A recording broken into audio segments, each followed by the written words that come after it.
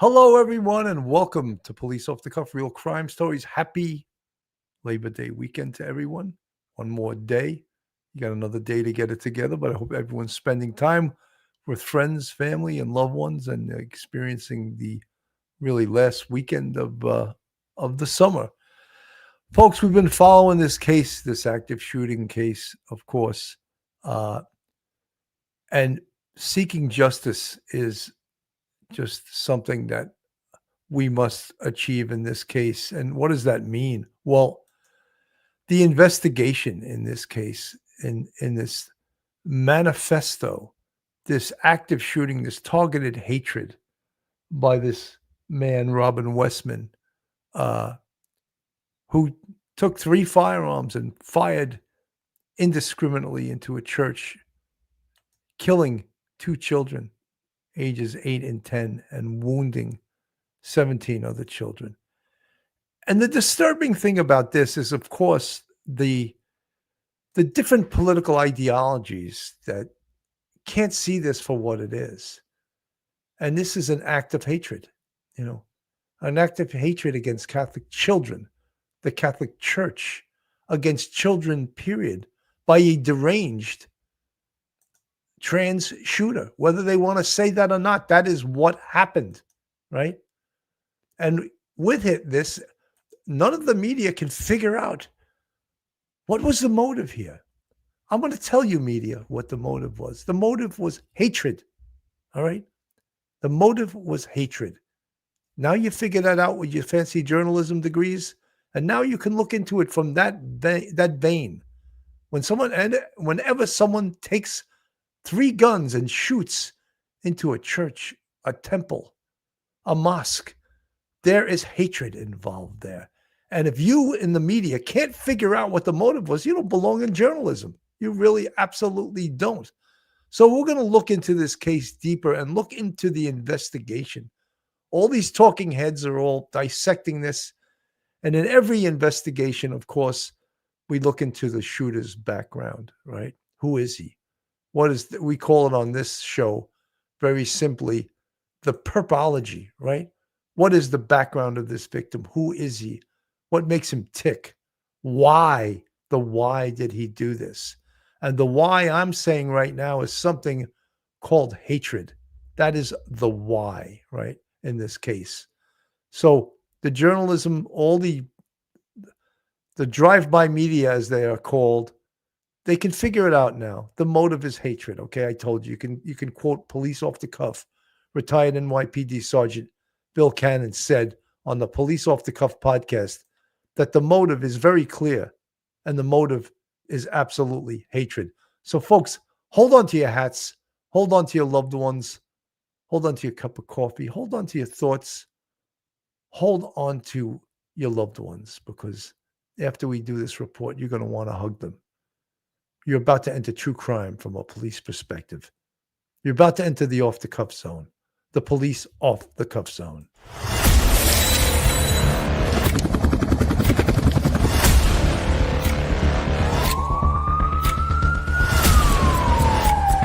There has to be some common sense.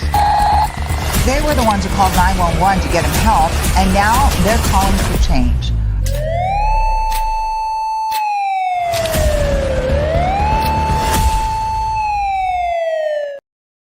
And now, a word from our sponsor. FanDuel is the new sponsor through the Believe network of the Police Off the Cuff podcast. And guess what's happening Thursday night, September 5th? Opening day of the NFL season, where the Super Bowl champions will host the Dallas Cowboys in the first NFL game of the season. And FanDuel, you can place a bet through their site. Betting types by sport, NFL, you can go and you need at least 10 minutes of game time must elapse in the fourth quarter for wagers to have action unless the result of the wager has already been determined. Overtime counts for all markets unless stated otherwise. NFL bet types, straight wagers, player propositions, game propositions, parlays, live wagers, half and quarter wagers, round robins, futures, spread wagers. So we just want to let everyone know that FanDuel is out there, is available, and the NFL season is starting this Thursday. Welcoming tonight to the show, I have retired NYPD Sergeant, professor at Albertus Magnus College in Connecticut, attorney. Welcome to the show, man of reason, Professor Mike Geary. Welcome, Mike. Bill, good evening. Thank you for having me on. Good to see you. Thank you. Happy Labor Day weekend. I mean, for you and your family. So, Mike, we're hearing so many different things now, and it's sort of, in a way, disturbing that you get the media arguing with the source of the motive behind this case. I don't get it. I really don't get it. And the only thing you can explain is that, well, it's their political bias. If they can't see that this mass shooting, this active shooting, the shooting by this disturbed individual, what is his motive? If they can't understand that, I don't understand them, Mike. Yeah, Bill, it's, anyone who takes 3 firearms, goes to a church while there's a mass going on. I don't care if it's a mosque, a synagogue, a church. When they do that, there's hatred in their heart, nothing but hatred. And to shoot at children, that's all hatred. However, and I'm not going to say the person's name, because this person is doing some sort of transition. We call him a man, some other people call him a woman. It gets everybody tied into knots because they're turning themselves into pretzels, trying to figure out a way how to deliver news without using the word hate, without ascribing any sort of blame to him based on what narcotics he's taken, what psychotropic medication he's taken, what medication he's taken for his transitioning. All they want to do is talk about it in the lightest possible way they can. They'll talk about the victims, and that's great because they should absolutely be the focus. But nobody wants to talk about hatred because that group that he is in cannot be associated with the word hatred as a perpetrator. They have to always be considered.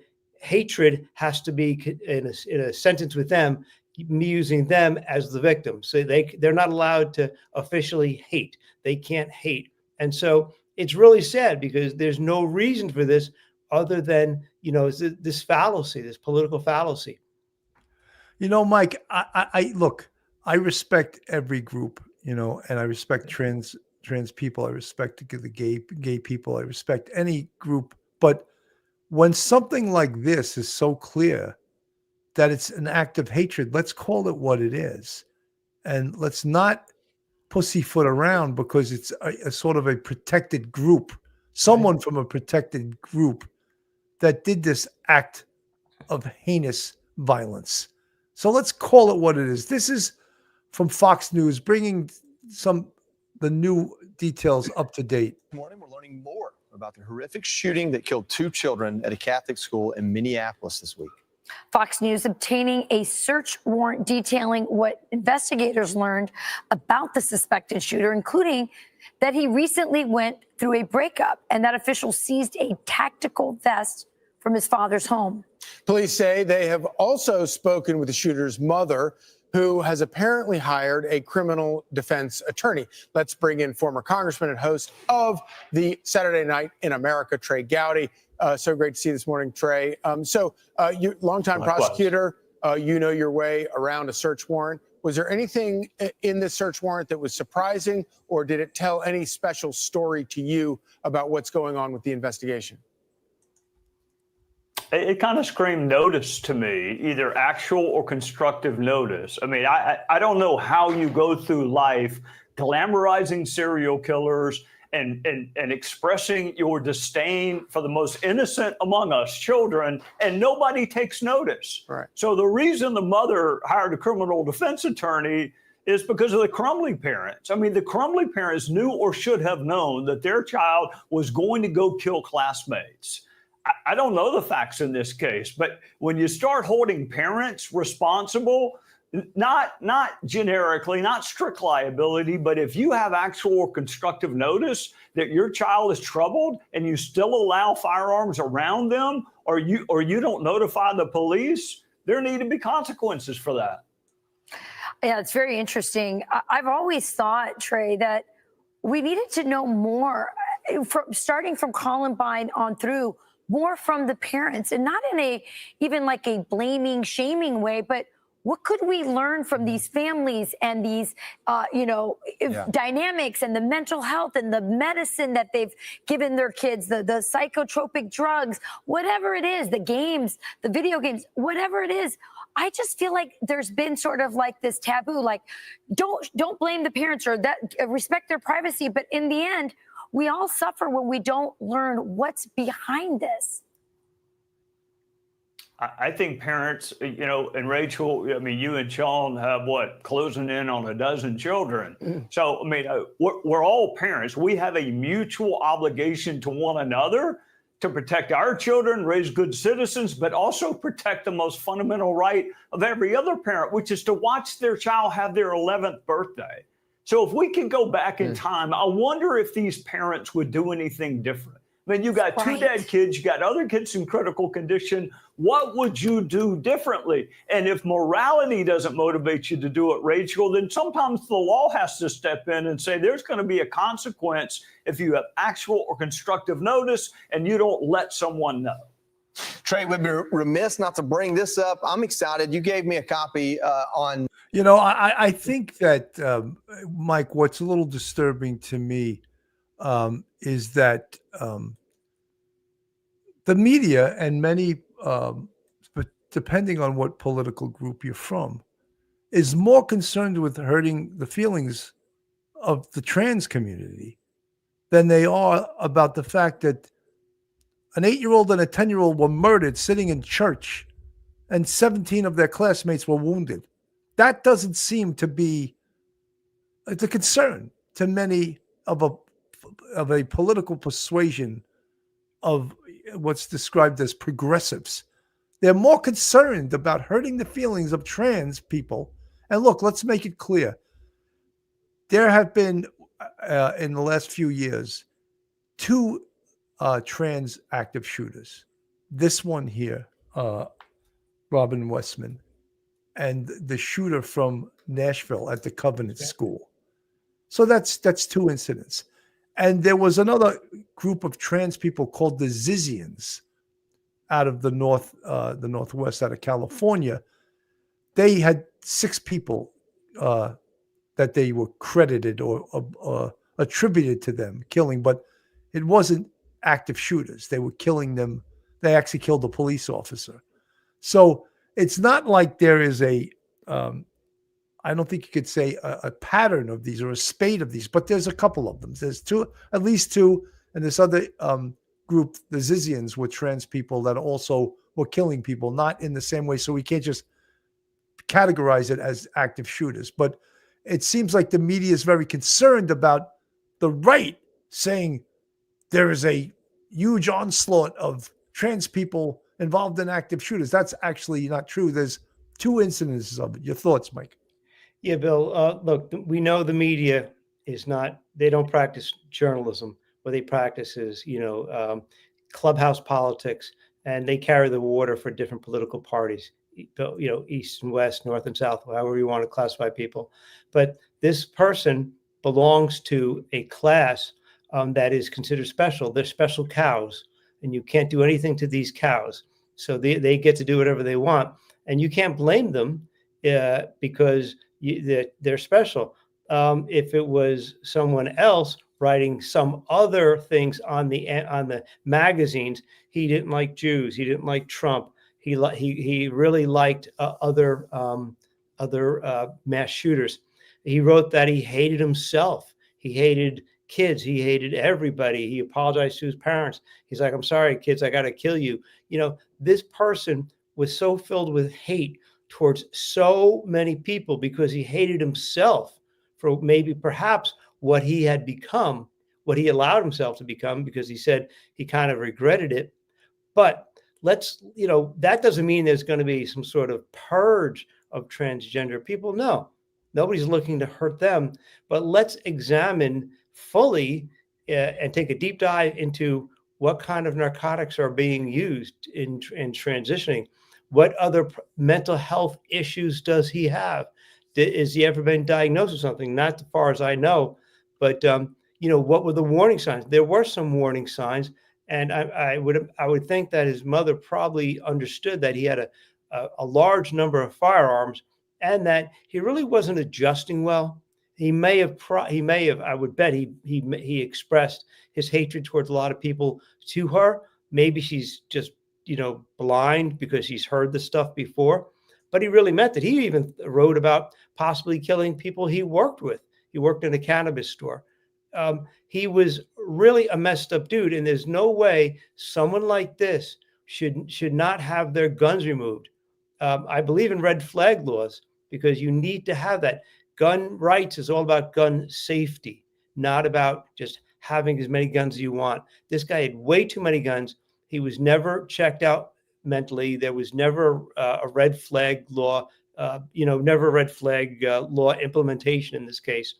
And that's sad because we have a lot of issues here, and it's all not just one issue. There's numerous issues in this case, and they need to be examined by the public through the media, unfortunately, which don't do their job in a very, clinical manner. And so that we can come to an understanding of what is the best thing to do to stop these kinds of shootings. Absolutely. Carol Grayston. Carol, thank you so much for gifting 5 police off the cuff memberships. Carol's amazing. Thank you so much. Also, Latisse, I got to find you up on this. There you are. Member for 1 month, the best true crime channel, Sarge and the Professor. Latisse, thank you so much. I think Latisse, I'm probably saying it wrong. So don't hold that against me, but thank you so much for joining our channel. This case is very interesting because it makes people think, and it makes people question. Like right away, the mayor of Minneapolis, instead of jumping on the fact that this hateful 23-year-old man shot dead an 8-year-old and a 10-year-old and wounded 17, he right away was more concerned about the trans community. That's disturbing to me. How about let's first talk about the shooter who shot up a church and killed 2 children and wounded 17. And you're more concerned about a politically connected community, a protected community, than you are about children who were slaughtered inside a church. It's virtue signaling. It's political virtue signaling. And I hate it when either side does it. It's a terrible thing. And it takes away, it's a deflection from examining the issue. We can have a mature, a discussion and examination of these issues without having anybody, off to the side and they can't be touched because they're special. Nobody's special. Nobody's special. We're all the same. And if if I did a shooting, they shouldn't be categorizing me as anything but some guy who went out there and shot people. They shouldn't be talking about, my political ideology, my gender ideology, this ideology or that or what. No, let's just look at the facts and go where and look at the examination, see where it takes us. But when people refuse to say the word hate in connection with this group, that really scares me. And that should scare a lot of people because that's the media actually trying to deflect. And when you have the mayor sitting there trying to deflect also, it's a political football and he doesn't want to touch it. It's virtue signaling. It does a total disservice. We have a firearms crisis, but we have a violence crisis in our country. Look at Chicago. You can have 75 people shot in a weekend and have like 25 people dead with small caliber handguns. But that's just noise in the background. We see it in New York. We see it everywhere. It's not until you have a long gun with a semi-automatic or fully automatic firearm or something horrific like a church shooting that we just have here where people start to pay attention. Sandy Hook was the same thing. You had all these poor kids, I think 17 or 18 children were killed, little kids in a school. And that didn't move the needle because, we refuse to have a really deep conversation. We politicize everything, and that's sad. And that means that we really can't solve the mental health crisis we have in our country and the firearms issues that we have in this country. Absolutely. Jane C. from the chat, hormonal influences during gender transition could be serious until their hormones balance. Yes. When docs nuked my thyroid, I nearly went insane. You know, Jane, I don't think enough is being spoken about that. In these gender transitions, the drugs that are used to transition can cause severe mental episodes. And I don't think we know enough about it, or doctors know enough about it. And you know, add firearms in with this, and you have the perfect storm for what just happened here in Minneapolis. Mike. Yeah, Bill, before, say, 2000, 1995, whatever, you barely ever heard about transgender surgery. Suddenly you're hearing about it. And within the past 5 years, people have been talking about it tremendously. You have centers that now do transgender surgery. There's money to be made in it. We then take it out of the DSM-3, and we don't talk about it anymore. It's no longer diagnosable illness or anything like that, gender dysmorphia. There are states like in California where teachers may be able to help children and keep their secret about their desire to transition away from their parents while they're just little kids. It's gotten ridiculous. It's like this really weird, obsessive attempt to turn everything upside down. And it's all new on such a scale. We've never had this many people in America this young with all these hormone replacement, I guess is the proper term, replacement therapy or hormone alteration therapy. As Jane C. said, you have tremendous amount of hormones. If you're getting some sort of treatment like this, it could really, really affect you for a long time. As she said, until the hormones balance out.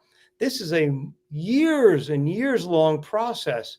And we're just dipping our toe into the pool. And instead of just looking around doing one or two here and there, we're like, oh, we're going to jump in. And we don't know the long-term effects. Perhaps we have to face consequences that one of the long-term effects of this sort of hormone therapy is that you're going to have people who are temporarily affected mentally. And that is a dangerous thing. Absolutely. This was just an example of some of the media bias here. Sebastian Gorka was on CNN. I just want to play this short clip. Let me ask you this. You've made it clear, and this is not going to change. You think transgender people are the problem here. So what specifically do you think should be done? No. When did I say that? Or you clearly think when did I say that, you Brianna? think it's a pattern? You just created live. You just created live fake news. You just did it right in front of the small viewership you have. Mr. Gorka, what do you think should be done here? You have zeroed in on the fact on what you see is a problem, what you claim is a problem. What do you want to do about it? What do you want to do about this problem you see? I have noticed a disturbing. Do you think it's a problem that individuals are targeting little children at Catholic schools? Do you think that's something we should ignore? Of course, I think that's a problem. Thank you. So what we should do is we should look at the early warning signals, the signs. One of these shooters at a recent school shooting had 24 interactions with the local law enforcement. Now, that beggars belief. We should be providing off-ramps. We should be providing mental health options for these individuals. I find it hard to believe that an individual goes from getting his mother to sign a change of name certificate age 17, and then just a handful of years later is mowing down innocent children in a church pew during a Catholic mass, and nobody realized there was a problem. That's what we have to address to save the next children from the next atrocity. It's not about the sexual proclivities of the individual. It's the fact that nobody seems to notice a very disturbing pattern towards violence. You don't wake up one morning saying, I'm going to do a video on YouTube threatening to kill the president, targeting Jews, targeting children. That doesn't happen overnight. Somebody saw that degradation. Somebody saw those mental issues and said nothing.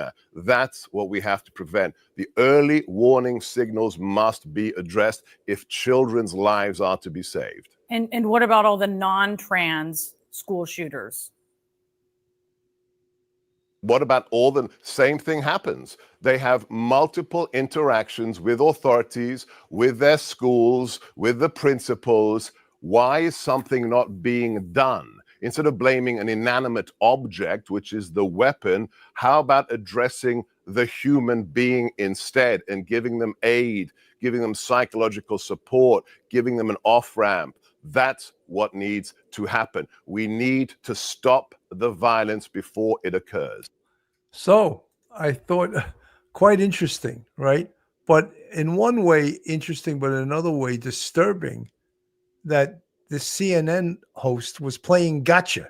Yeah. You know, instead of reporting the story, she was playing gotcha, and she didn't look good doing that. I think that everyone is concerned about this, but I think it has to be, questions have to be asked as, does transitioning and the drugs inherent with doing that cause mental illness, or does the person who is transitioning already have a mental illness? I'm not qualified to answer that. I'm asking that rhetorical question, sort of, Mike. Yeah, Bill, there's no harm in asking, is there a connection? I know the NIH is now going to do a study to see if there's any connection between violence and the use of transgender drugs.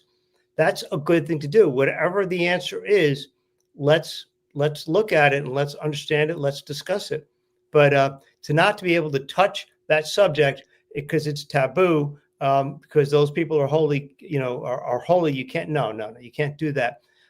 He's right. Sebastian Jorker is right. In the end, when he said what I'm talking about is, the red flag kind of things, the warning signs. That's for everybody. That's for everybody. And you're right.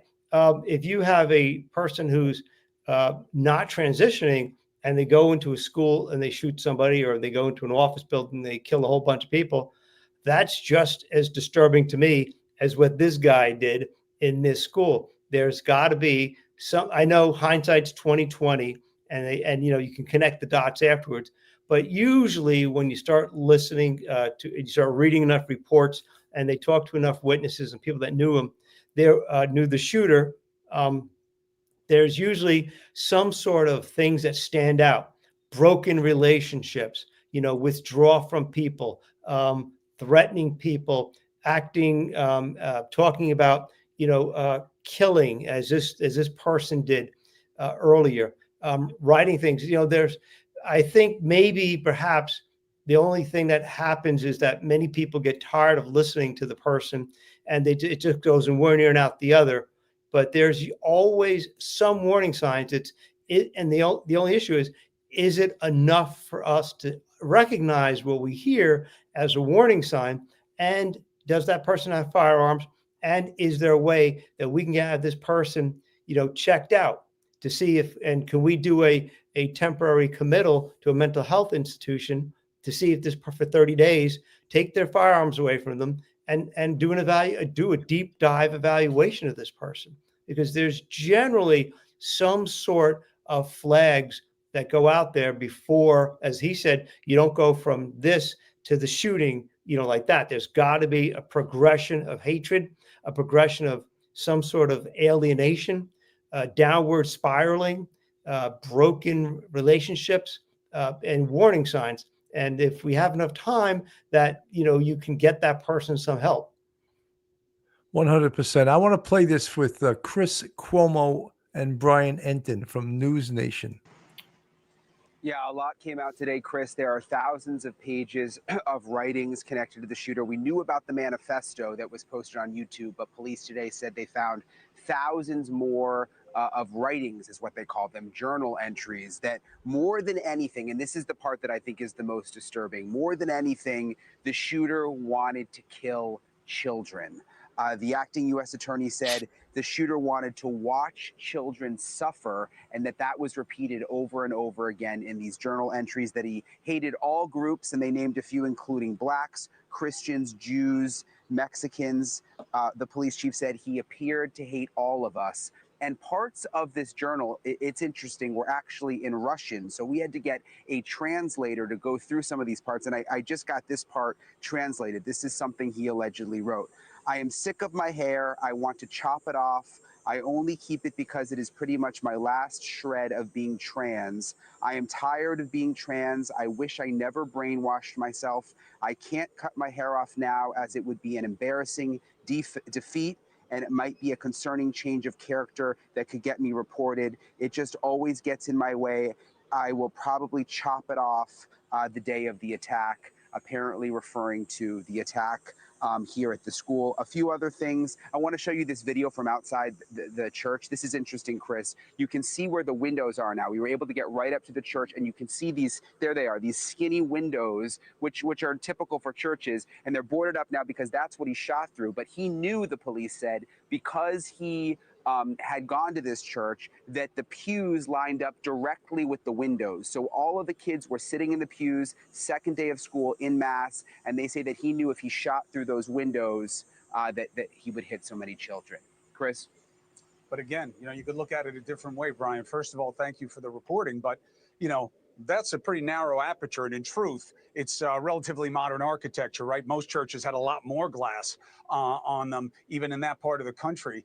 But if he had entered the building, now I'm not giving him any credit for grace or lenience or anything like that, just choices. Shooting through that narrow pane did a lot of damage. If he had entered the building, it would have been a different order of magnitude. Thank you very much, Brian Enton, for being there and doing the... Folks, just so you know, one of the things that was done as a security measure was to lock the doors once the mass had started. That probably saved, we can't even imagine how many lives that saved, because he would have went in through the door. But I think he knew that. He knew they locked the doors, but that prevented him from going in the church. So he shot through these windows. The other thing is he had reconned this location. He had done dry runs. He had, scoped it out, if you want to use those words. So this was obviously an intended target and filled with the hatred. And that is why he did this. And that's why, to me, it's sort of baffling, and maybe I'm getting too redundant here, that the media can't figure out what the motive was here. They just can't figure it out. Mike. Yeah, Bill, he did reconnaissance. So I've seen several reports that said that he was seen at the church, I think, like the last 2 Sundays before the shooting, to get to, because he had been there. I think he graduated 2017. He wanted to, my guess is, to refamiliarize himself with the layout of the church, seeing, okay, let me just look at it. Last time I was here, I was in church praying, and I was living as a kid. Now I'm out here, out on the street. I'm living as a killer. I want to kill these people. I want to do this. I have to do my reconnaissance so I can do a better job. So he did go in there several times over the past several weeks, shooting through the window. As Brian Enton said, that was probably his way of getting as much damage as he could if he did know that that's how the pews lined up. But you're right. Just hardening the target with just a locked door, something simple as a locked door in the back of the church, that probably saved a dozen kids' lives. I think they recovered like over 120 rounds, probably shotgun shells and also other caliber bullets. One of his guns jammed, which was terrific. But he was prepared with 3 firearms and extra ammo that he never even used. He never got to use before he offed himself. It would have been a much more of a horror show. Thank goodness for that one small thing, locking the door, and that's a good thing. It's sad that we have to lock the doors of a church or a synagogue or a temple or any sort of place like that. But in this case, thankfully they did.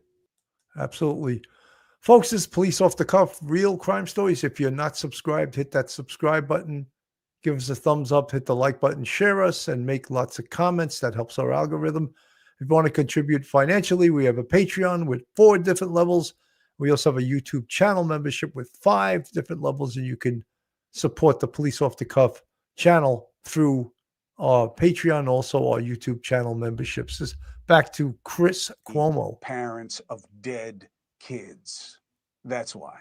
I've heard it so many times, and I've had to look at them and listen to them, and they're entreaties that we don't want anybody to go through this again. We've got to do something. And I'm like, yeah, you got to let me know. How can I help? And I'm there, and I'll take the phone, and I'll do what I can, and I'll platform them with their programs. But I almost feel like I need to look at them and say, hey, listen, take care of yourself, take care of the people that you can. Do not put your expectations on the rest of us, because you're going to deal with another tragedy. So we know the facts.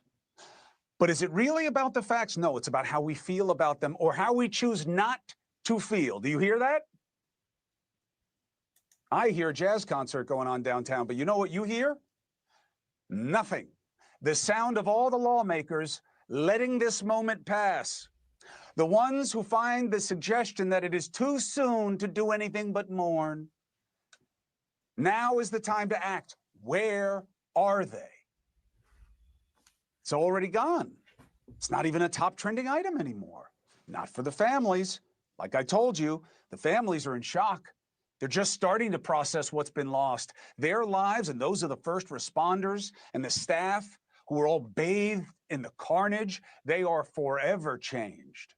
You know, I just, I appreciate Chris Cuomo trying to say that something should be done.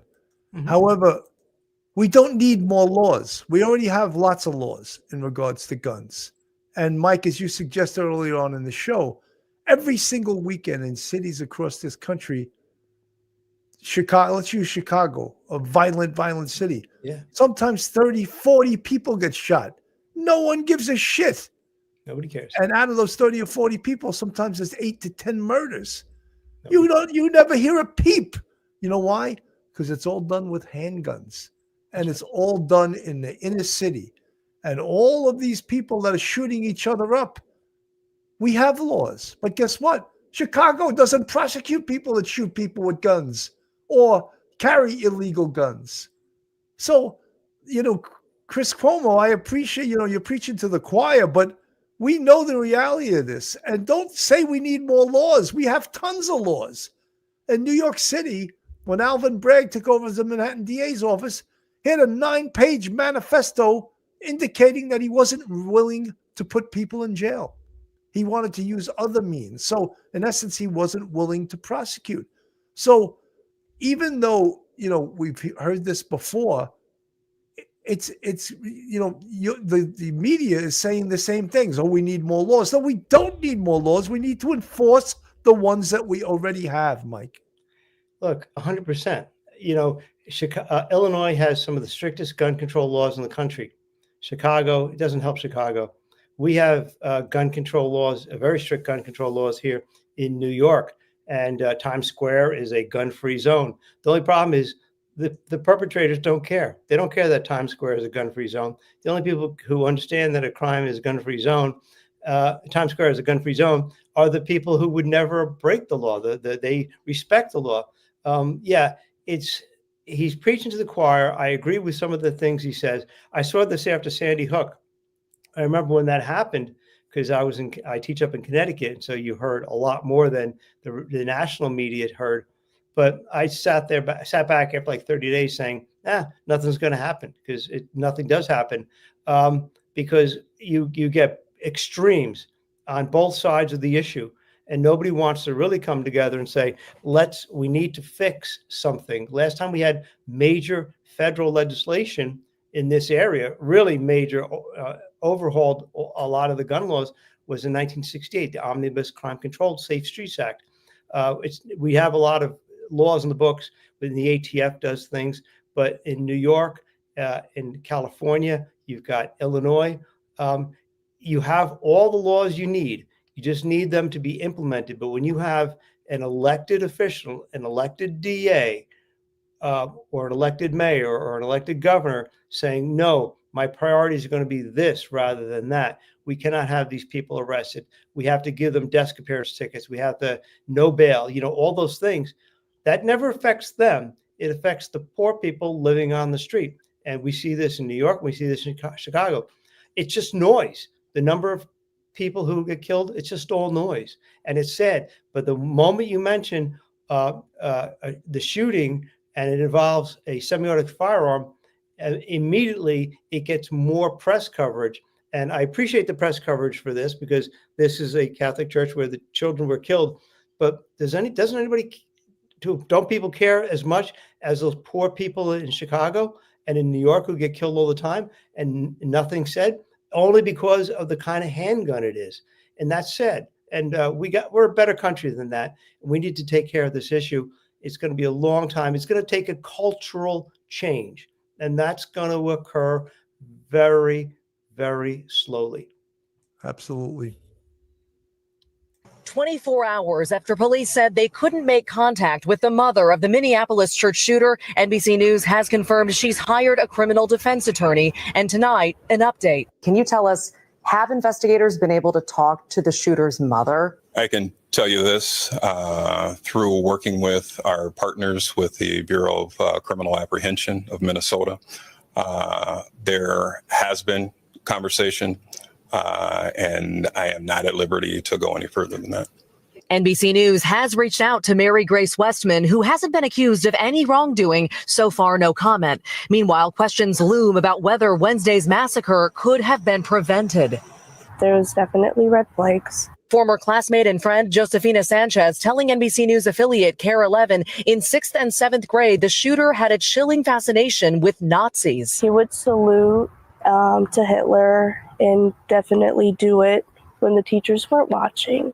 The shooter's hate-filled journal stating it was around that age she started thinking about committing a school shooting. A few years later, in 2018, a police report obtained by NBC News shows officers responded to the home where she lived with her mother. The reasons? Mental health and a check on the welfare of a juvenile. Can you say whether warning signs were missed? Those are investigative details, and we'll leave them in the investigation until we're able to give that information to you. The attack killing 8-year-old Fletcher Merkel and 10-year-old Harper Moisky. Astoria Safe, also 10 among the injured. She has a bullet shrapnel stuck in her skull. Her being here today is a miracle. Maggie Vespa, NBC News. So, Mike, there's another question there that we have. What should happen? What should happen to the mother in this case? Is she culpable? We've seen in another case where they prosecuted the parents. The Crumblies, She knew that her son was mentally ill. She knew he had guns. What should happen to her? Yeah, I mean, you take a look at the Crumblies. They're in Michigan, and they were prosecuted for involuntary manslaughter, and they're doing and they're convicted, and they in 2024 they're doing like 10 years in prison. Now, who knows when they'll get paroled? But it's an important case because it sets precedent for other states maybe to do this sort of thing that don't let the parents off the hook. You cannot be responsible for everything your child does, but if there are warning signs that child is living under your care in your home, and you ignore the warning signs, we saw this. I hate to bring it up again, but with the Sandy Hook. The child was taken out of school because they just could not function in a regular school, homeschooled, and then the mother decides that it would be best if she has a bonding thing going with her son. So she bought a firearm and they went shooting together. Unfortunately, on the day that he decided to kill everybody, he killed the mother first and then killed like 16 other children in the school where he used to go to years earlier.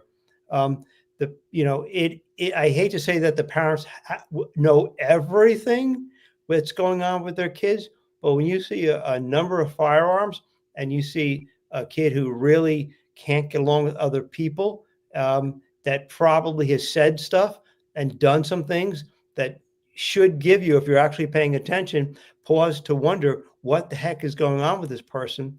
You're the parent, that's your home, that person is in your custody, in your care. You have to take some sort of preventative action. If you go overboard and you err on the side of safety, there's no harm. It's better than erring on the side of danger and saying, "Well, I'm just going to ignore it. He's just blowing off steam." that sort of thing. I've heard it a million times before. Maybe this isn't the time you should do that.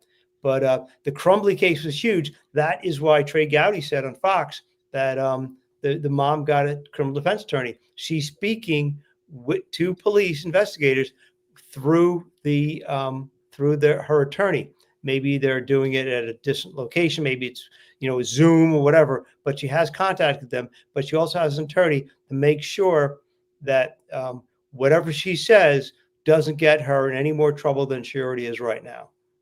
This is a retired NYPD inspector by the name of Paul Morrow, who has been a talking head on Fox, and he's very smart and he's very knowledgeable. And I want to just play a little bit about what he said, which none of the other stations, incidentally, are saying anything about. Paul Morrow.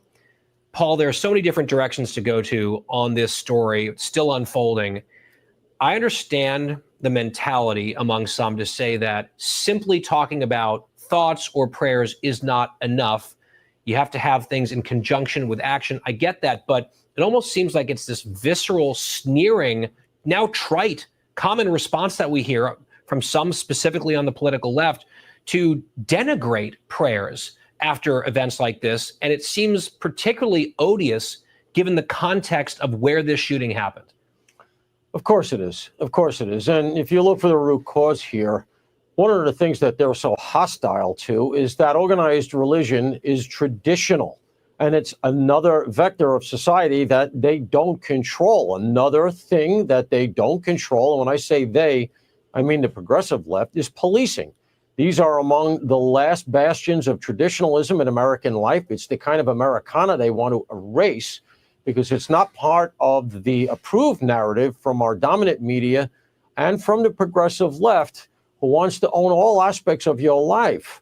And what gets me is the sort of emoting that we see, like if somehow or other, if the mayor of Minneapolis shows enough outrage, that somehow or other that is supposed to convey a positive reaction or convince us. How about this?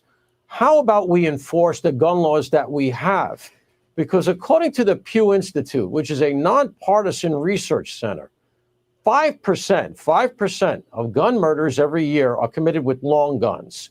You and I both know what that means for the rest of the murders. It's going to be illegal guns in urban areas for crimes that are not prosecuted, thanks to our revolving door. Illegal handguns are the things they don't want to talk about. You mentioned approved narratives on that subject. Let's watch how some in the media have been reporting about the alleged shooter in this case. A pervasive message of hate against blacks, hate against Jews, hate against God. Some anti-black, anti-Semitic writings in these messages, anti-black, anti-Semitic, and anti-religious messages.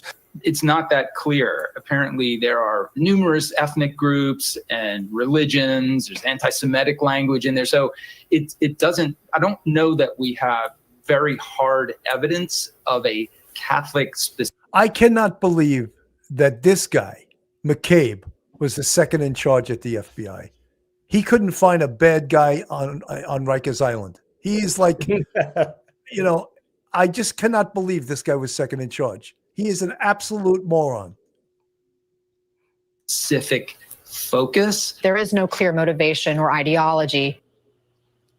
All right, Paul. Seems like at least some of those lists were leaving a few things out that might leave viewers thinking that this is much, much murkier and more mysterious than it might be. Yeah, I would focus on the last one, because to me, that's the most egregious. The no clear motive. Are you kidding me? I mean, the guy went to the school. He talks about how he was going to target it specifically and that he wanted to do it inside the church. The fact that he name checks a number of other things somehow or other is supposed to assuage the idea that this was very clearly an attack on a place that he knew well and that he wanted to target for his ideological reasons. And look, I am tired of wrapping myself around the axle trying to figure out what pronoun to use here. Okay, I'm just going to go to it. The shooter himself said that he regretted being trans and that he felt, quote unquote, his words now, that he had been brainwashed. And I got to say it, and we're supposed to not be able to talk about it. It's another elephant in the room that we're all supposed to ignore. But when you get into 6, 7, 8 trans shooters, That doesn't mean that all trans people are shooters. We're not saying that because we can't have these discussions. It's ridiculous. But once you get to the point where you have that many in a row, all I can say is take the contrapositive. What if, Guy, the last 6, 7, 8 shooters, whatever it is, because the numbers vary and there are various people that get invoked here, but what if they had all worn MAGA hats and been young men? What kind of a narrative would we be hearing then? The whole world would melt down. It wouldn't take 6 or 7 or 8. It would take 1 or 2. And we know that to be the case. And I'm not saying we should assign blame to any group of people, but these descriptors matter. And what he wrote on the gun, kill Donald Trump, anti-Israel slogans, clearly hated Catholics and Christians as well. All of these things are relevant to an ongoing investigation and to the discussion and the discourse around this terrible atrocity. Paul Morrow, good. So I just think that he, in his thoughts and what he just said, he had a lot of knowledge, and he was willing to enter an area where most in the media who are very political will not do. But he stepped right into it. He stepped right into it and said, what pronouns am I supposed to use these days to describe, a person who's trans that shut up a church? What level of political correctness must I use when the real problem was that this person, whether you want to call him trans, you want to call him he or she, shot up a church, killed 2 kids, wounded 17, and we're pussyfooting around about what we call him, what pronoun we use. This is lunacy. And I just want to make a good point. One of the biggest things, and I say it all the time when we cover active shooting cases, that red flag laws, and I think you said it earlier on in the show, no one that's mentally ill should be able to obtain, keep, use a firearm. But what is the mechanism when that flag pops up? Boom, red flag, go get his guns. Do we have the legal power as the police to go to his house? I remember we used to have mental health removal orders. Remember those? Yes, I remember. We would get an order from, the state called the mental health removal order, and it would enable us to take an individual and bring them right to a mental hospital. I don't know if the NYPD is still doing that, but there must be something of that nature with someone who's mentally ill that has firearms. And the people around them that just ignore this, I think we have to visit them too, Mike. Yeah, we discussed about maybe 8 or 9 months ago, the main shooter. He was a National Guardsman. He shot like 4 or 5 people. He had a mental health removal order to take his firearms from him. And the police got it. And they went to the house and knocked on the door. And he didn't answer the door. And they just left. And then he ended up killing like 4 or 5 people soon thereafter. You can have all the laws in the books. And they all mean well. And they all sound wonderful. And everybody gets a press conference when they sign a law. But the enforcement part is where it falls down. If you enforce the laws you have, and we have tremendous amount comprehensive laws dealing with mental health issues, like a city like New York City, New York State. I'm sure Illinois is the same. But are the laws followed, and are the prosecutions being done? Are those guns being taken, and a person being given psychiatric treatment, doing some sort of assessment for like 30 days or whatever? They can always get their guns back if it appears that they are going to harm themselves or others. But we're not even doing that. People are not. We have the laws. They're not being used. They're not being enforced by law enforcement in some cases. And so all this well-meaning law, it doesn't really do anything. It just makes people feel good until the next shooting. So Paul Morrow is right. Let's not talk about who gives a damn about his gender ideology. Let's talk about the fact that he hates so many groups. One of them he hated is little children, and he did exactly what he said he was going to do, and he was going to kill children. Let's talk about that and put everything else aside. You want to talk about guns? Fine, we can talk about guns, but we have to talk about that with and in addition to co-joined with the mental health issue. And we put the other politically protected virtue signaling stuff on the side so that the adults can talk in the room. That would be a good thing. Thank you for Paul Morrow for saying that. That was a good thing to say. Absolutely. Barbara, RN54. I guess you're a registered nurse, Barbara. Thank you for your service. Trans equals gender dysphoria, a mental illness. Yeah. Yes. Yeah.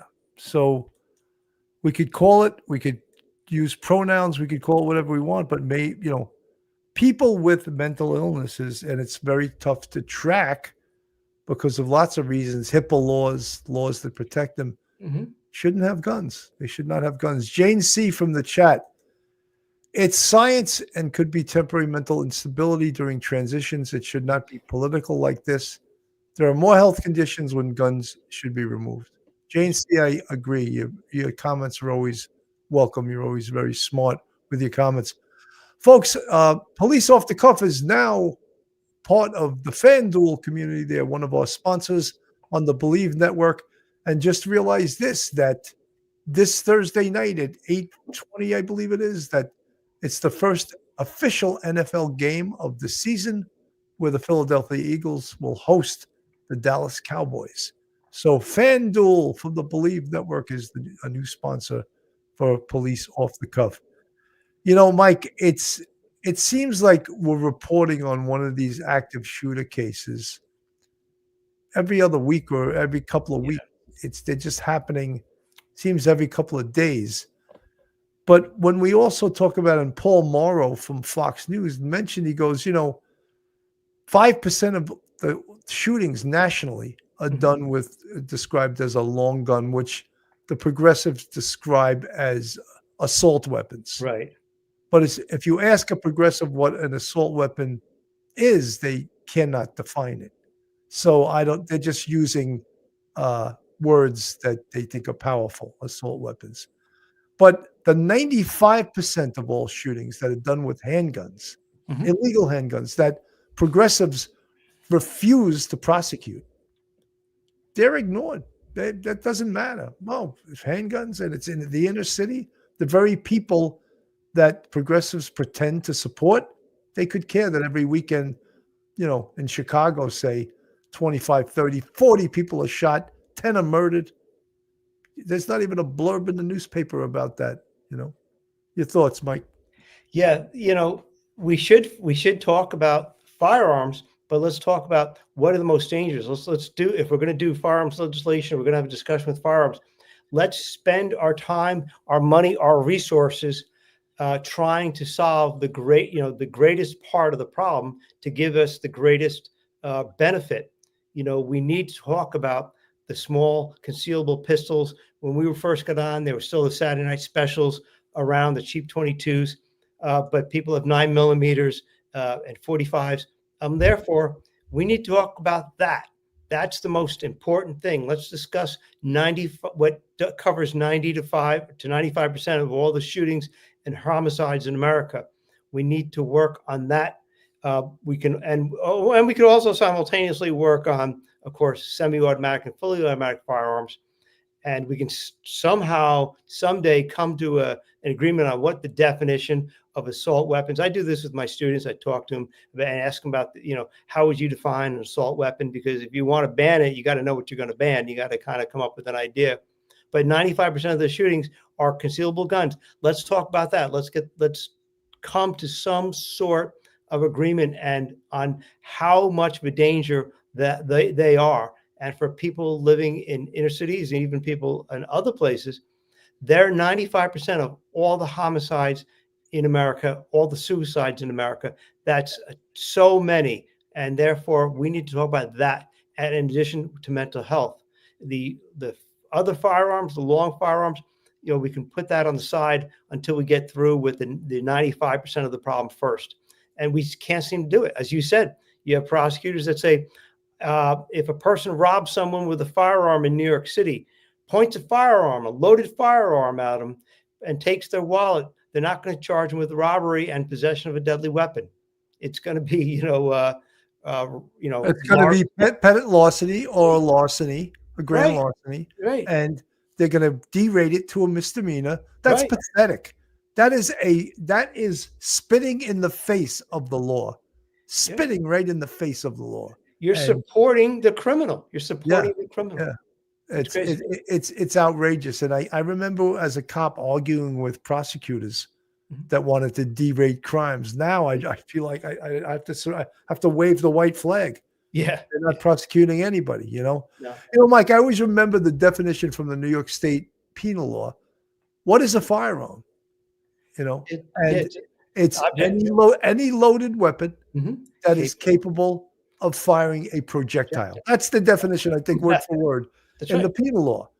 But if you ask someone what's a, well, they call it an assault weapon. Well, the law needs to have a definition. Yeah. If you're going to call something an assault weapon, we need a definition, just as we have a definition of a firearm, a loaded weapon. So is a bow and arrow a firearm? No. Right? Is a slingshot a firearm? No.